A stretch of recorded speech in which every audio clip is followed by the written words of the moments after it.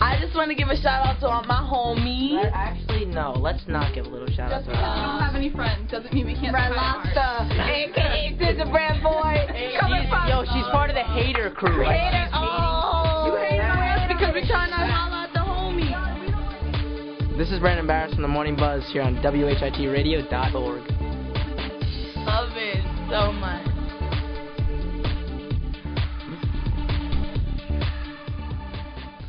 Good morning, everybody. It's the Morning Buzz here on WHITradio.org. Here in the studio today is Mr. P, Ailijah, and Ailijah and Kayleigh. And here with the headline news is Kayleigh on North Korea, and it says that they've conducted new and more powerful tests. Tell us more about what's going on in North Korea. Well, North Korea has said today that it had conducted a new, more powerful underground nuclear test using more sophisticated technology, jolting the already fragile security situation in Northeast Asia and drawing disapproval from around the globe. The test, probably conducted in the vicinity of Pyongyang, yielded several kilotons, according to assessments cited by a U.S. Director of National Intelligence. Obama has said that the test was highly provocative and calls for swift international action. China says it will resolutely oppose the nuclear test. The test is a significant step forward for North Korea's program, according to an analyst. So, probably keep an eye on that story. That's definitely a concern for, I guess, everybody. And the United States in general, because they're... Well, the United States, I think, is always going to be targeted. Yeah, just the because West Coast is within their range. Right. Yeah, but wouldn't it be more of like a shock to the entire globe if they targeted New York City? Because it's one of the major points. Yeah, but I don't think their missiles can reach New York City. But we don't know that. No, we do know that. Oh, we do? Not okay, yet. never mind. Oh, no. I hope we do. All right. Here's hoping. Our next story is going to be told by Ailijah, and she's going to tell us about the Carnival cruise, which one of the places that they dock at is Hoboken. So, Ailijah, tell us what's going on about that Carnival cruise. Okay. Hey, guys. Anyways, yes, passengers on the Carnival cruise ship drifting in the Gulf of Mexico aren't getting the vacation they expected. Sleeping on its decks, making do with a few working toilets, and doing what they can to get food, all due to a weakened engine fire left the vessel dead in the water. The Carnival Triumph was about 150 miles off the coast of Mexico's peninsula, heading back Sunday morning to Galveston, Texas, where it had departed Tuesday on a 4-day trip, when a fire broke out in the engine room, according to Carnival Cruise Lines. The ship's automatic fire extinguishing system kicked in and soon contained the flames, and no injuries were reported, Carnival reported. So basically, the passengers that were on this ship, they're going to get another, Carnival's giving them another everything free for them to go on another cruise, and basically all their expenses are going to be free. So their transportation to the cruise and from the cruise to go back home is going to be free. So basically they're giving them like their money back type of situation, but with another cruise ship. Where were they going again? They were by Mexico. I think it was going to Bermuda. Yeah, Bermuda. What is going on, my vocabulary? They were by Mexico. Where were they coming out of? Bayonne? No. Oh. It doesn't say where they were coming from. Doesn't that. the Carnival cruise dock in Hoboken though? Like that's where. No. I mean New York. Sorry. It docks in New York. New York. Yeah. It just passes Hoboken whenever. It passes, so it's visual that we can see the cruise. But yeah, I'm not really sure where it was coming from, but it was like the fire broke out while they were by Mexico. And basically all their expenses, well, each individual that was on this cruise is all going to get it back, which is, I guess, fair. Well, I guess they were coming from California, because why would they be over in Mexico if they were coming Mexico from Peninsula. Here if they were going to Bahamas or Bermuda? Yeah. But, That's our headline news for today. If you want to join in on any discussions that we're having throughout the show, please call in at 201-854-8224. And that is the Morning Buzz on WHIT Radio. And now here is Kayleigh with Today in History. Well, in 2008, the writers' strike ended after 100 days. President Clinton was acquitted in 1999. Wow. Judy Blume, the popular young adult author, was born in 1938. My favorite book. And Abraham Lincoln was born in 1809, and the last emperor of China abdicated in 1912. On February 12, 1912, Xian Tong, the last emperor of China, was forced to abdicate following the Xian Yat-sen's Republican Revolution. A provisional government was established in his place, ending a 267 years of Manchu rule in China and 2,000 years of imperial rule. The former emperor, who was only 6 years old, was allowed to keep up his residence in Beijing's Forbidden City, and he took up the name of Henry Puyi.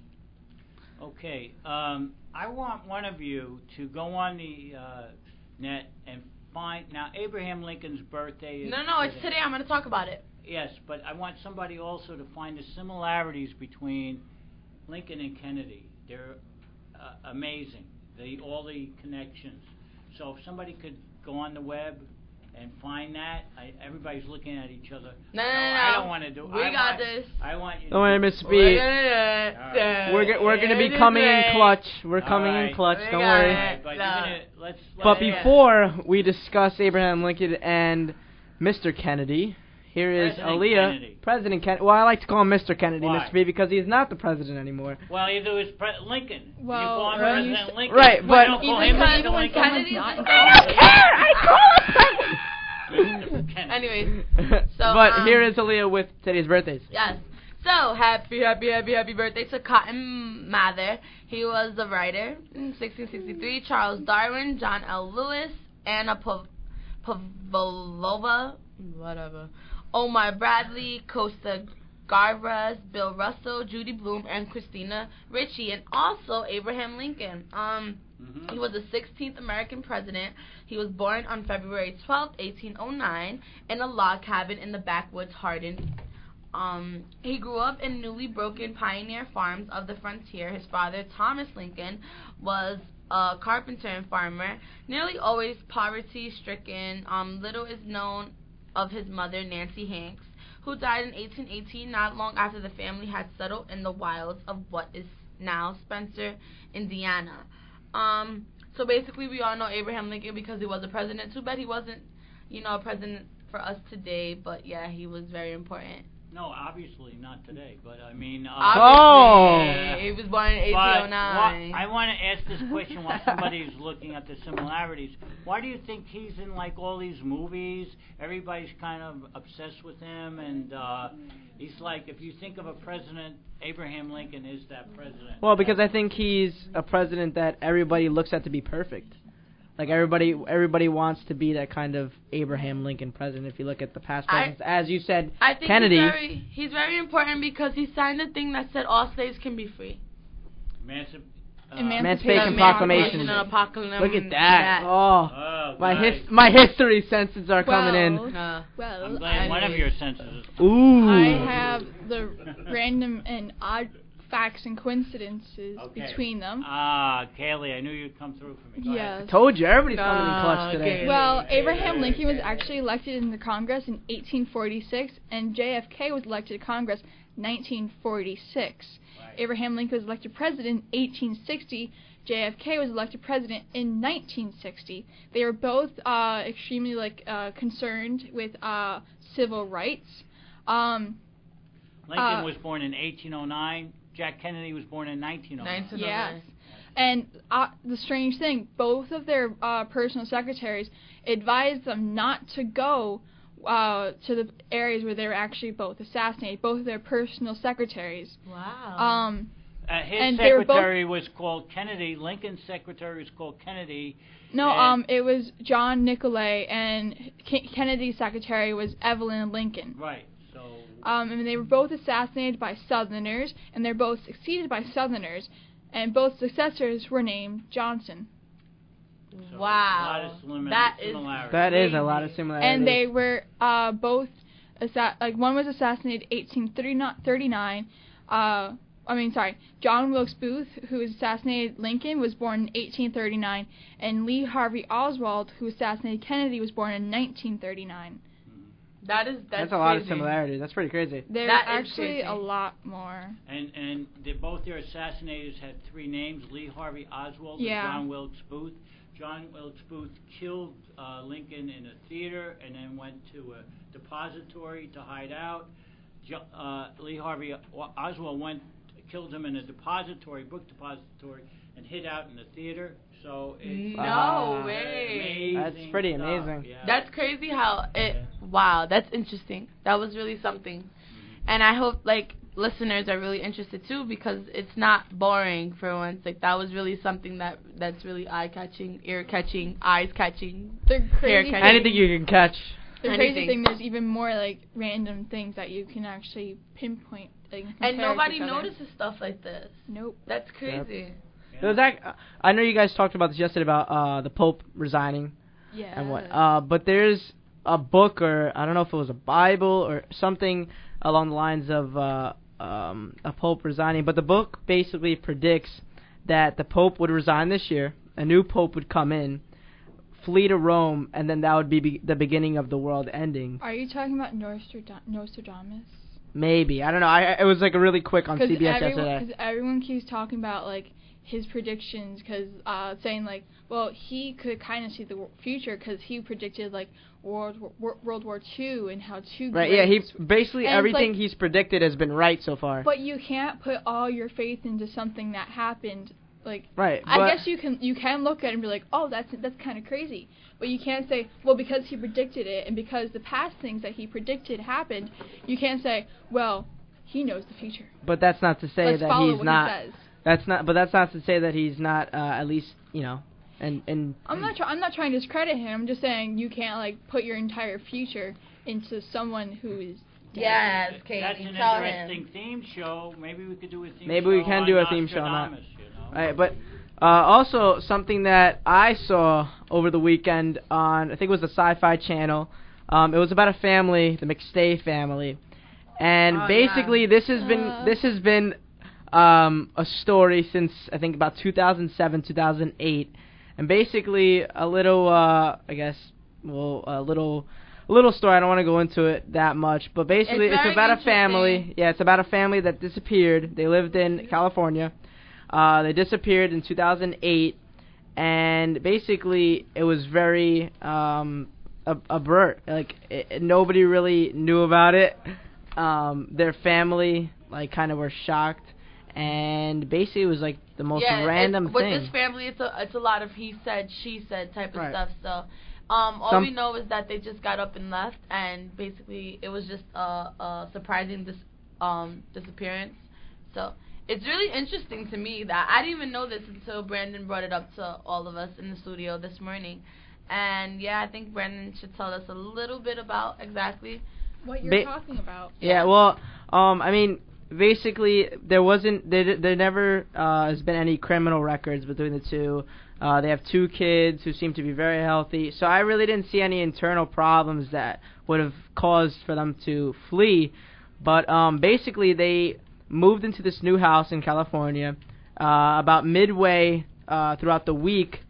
I think it was about 8 o'clock at night, the car left the driveway and never came back.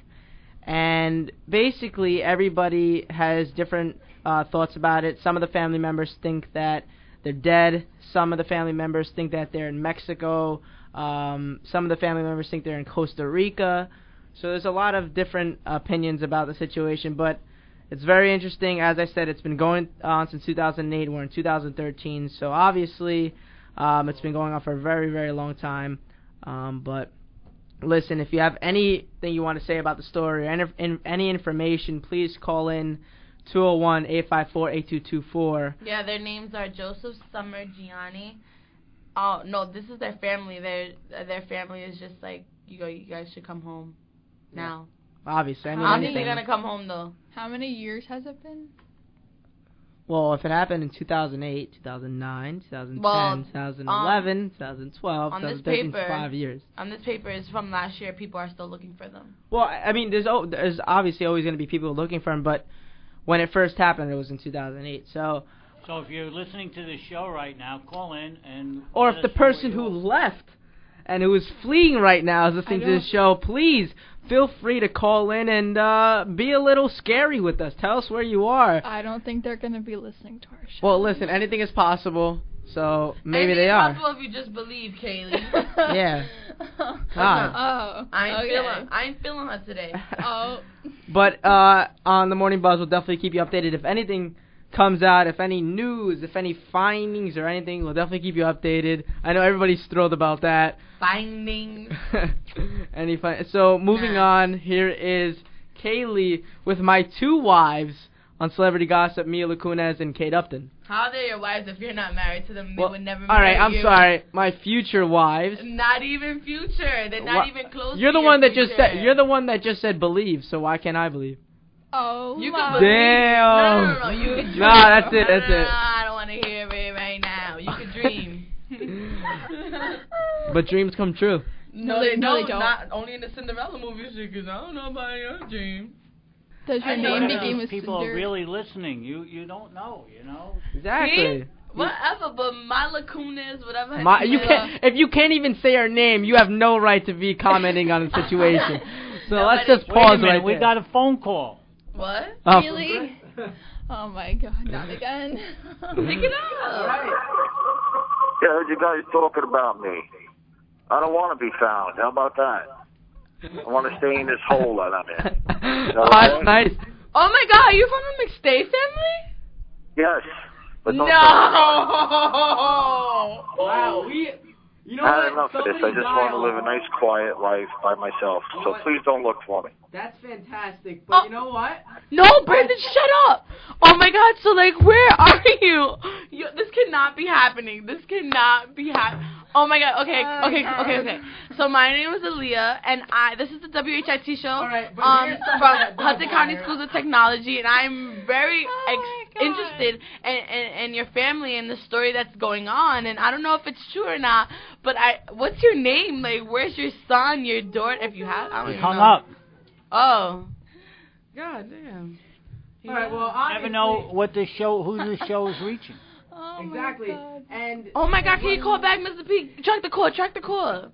No. Somebody's overreacting. Oh my gosh, that is awesome. Well, as we know, we have some new news. He's living in a hole, which seems to be very lovely. If you're living in a hole, that must be pretty amazing. Wow. I wonder why he's living in a hole. Listen, if you're out there and you want to tell us why you're living in a hole and why nobody's been seeing you for the last 5 years. Hit me up. Like, please talk to Ailijah when you call the show. Ask for Ailijah. Like, this is so amazing.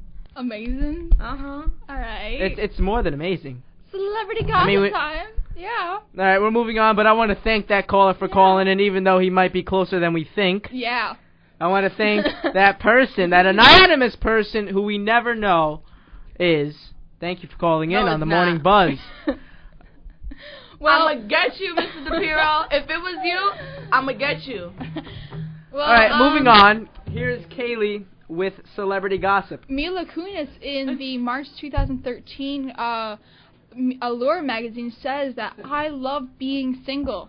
Well, they've been pretty She's not single. You heard that? I love being single. But that was just a front.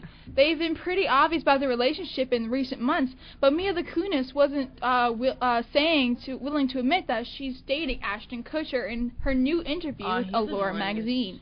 In the March 2013 issue, the actress told the publication that she's a big fan of going stag, calling it an amazing time.